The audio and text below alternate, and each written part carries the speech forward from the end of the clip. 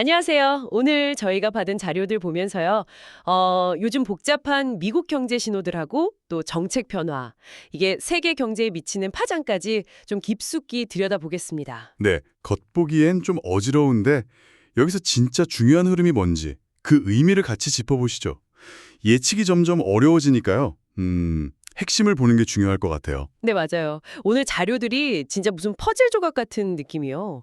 그 뉴욕 증시의 미묘한 움직임도 있고 경제 지표들은 또 서로 다른 얘기를 하고요. 네, 그리고 트럼프 행정부 정책들은 정말 예측이 힘들잖아요.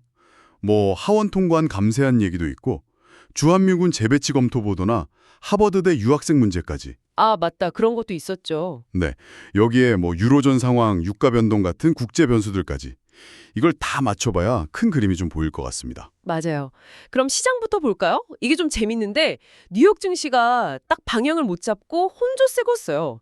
S&P 500은 뭐 며칠 계속 빠졌는데 네, 근데 또 나스닥은 올랐어요. 기술주 중심으로요. 테슬라가 좀 강했죠. 아, 그렇군요. 특히 그 국채 금리가 엄청 출렁했다면서요.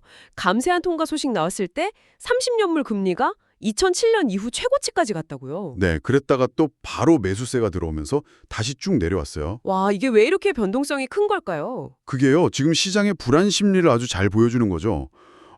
감세한 통과되니까 정부 지출 늘고 국채 발행 많아질까 봐 금리가 확 뛰었다가 네. 또 바로 다음 순간에는 경기 안 좋아지나? 아니면 안전자산 찾아야 하나?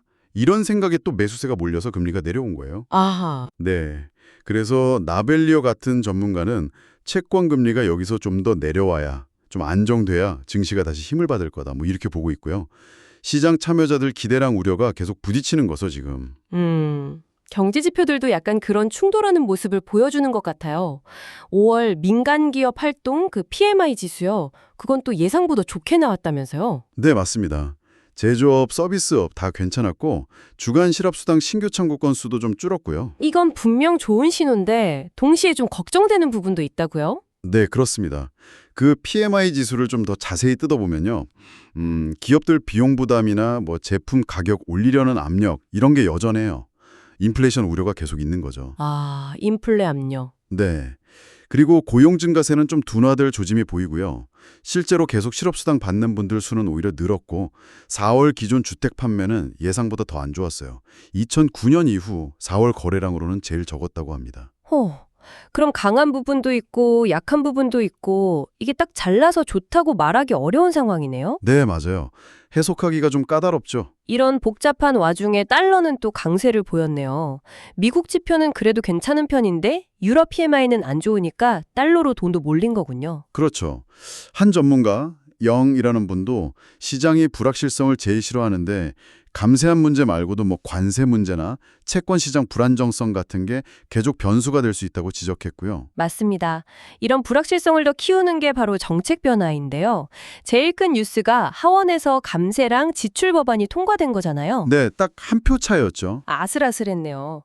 그 2017년 감세안 연장하고 군비 지출 늘리고 뭐 이런 내용인데 이게 상원에서는 어떻게 될까요? 아직 모르는 거죠. 네, 상원 통과 여부나 최종 내용이 어떻게 될지는 아직 불투명합니다. 공화당 안에서도 의견이 좀 갈려서 상당한 수정이 있을 수도 있다 이런 예상이 나오죠. 호울리 의원 같은 경우도 그렇고요. 정책 불확실성이 여기서 끝이 아니죠. 그 월스트리트 저널 보도로 보면 국방부에서 주한미군 한 4,500명 정도 빼서 재배치하는 옵션을 검토 중이라고 나왔어요. 네, 아직 뭐 트럼프 대통령한테 보고된 건 아니라고는 하는데 그래도 이런 얘기가 나오는 것만으로도 동맹국들은 좀 불안할 수 있겠네요. 그렇죠. 상당히 민감한 사안이죠. 그리고 이런 예측 불가능성이 경제나 국방뿐만 아니라 교육 분야처럼 정말 예상치 못한 곳에서도 터져나오고 있어요. 아, 하버드대 얘기요? 네. 미 국토안보부 DHS가 하버드대의 유학생 프로그램 인증을 끝내라고 지시했다는 뉴스가 나왔죠. 네, 그 이유가 뭐래요? 뭐 폭력이나 반유대주의를 조장했다, 중국 공산당이랑 협력했다, 정보 제공을 거부했다, 뭐 이런 이유들을 들었는데요. 하버드 쪽에서는 이건 불법적인 조치다, 이렇게 강하게 반발하고 있고요. 와, 이건 단순히 대학 하나 문제가 아닌데요. 이게 뭐 미국의 고등교육 정책이나 유학생 유치, 나아가서는 미중 관계까지 다 영향을 줄 수 있는 거 아닌가요? 맞습니다. 파장이 클 수 있는 사안이죠. 정말 여러 분야에서 동시다발적으로 예측하기 어려운 일들이 벌어지고 있네요. 미국 내 상황도 이렇게 복잡한데 그럼 글로벌 상황은 좀 어떤가요? 유로존 같은 경우는 5월 기업 활동이 다시 좀 안 좋아졌어요. 기준선 50 아래로 떨어졌는데 특히 서비스업 냉각이 좀 두드러졌고요. 아, 거비도 좀 둔화되는군요. 네. 근데 다행히 물가 상승 압력은 조금 완화되는 모습입니다. 그리고 국제 유가는요. 오펙 플러스가 7월에 증산할 수도 있다. 이런 논의가 있다는 소식에 공급 과잉 우려로 좀 하락세를 보였고요. 금 가격도 내렸습니다. 유가랑 금은 내렸고 네. 한편 미일 재무장관이 만나서는 환율은 시장 원리에 맡긴다. 그리고 현재 달러엔 환율이 펀더멘털을 반영하고 있다는 기존 입장을 다시 확인했습니다. 자, 그럼 오늘 살펴본 자료들을 한번 쭉 정리해보면요. 미국 경제는 지금 서로 다른 신호 속에서 방향을 좀 찾고 있는 것 같고 네, 그렇죠. 여기에 트럼프 행정부의 예측 불가능한 정책들, 뭐 감세안이 어떻게 될지, 군사 배치는 바뀔지, 교육 정책의 충격 같은 것들이 더해지면서 불확실성이 엄청 커지고 있는 모습이에요. 맞습니다. 그리고 글로벌 경제 둔화 우려나 유가 변동 같은 외부 요인까지 생각하면 더 복잡한 당정식이 되는 거고요. 네, 핵심은 이 모든 불확실성들이 서로 다 연결돼 있다는 거예요. 경제 지표 하나, 정책 결정 하나가 그냥 글로 끝나는 게 아니라 연쇄 반응을 일으키면서 전체 시스템에 영향을 주고 있다는 거죠.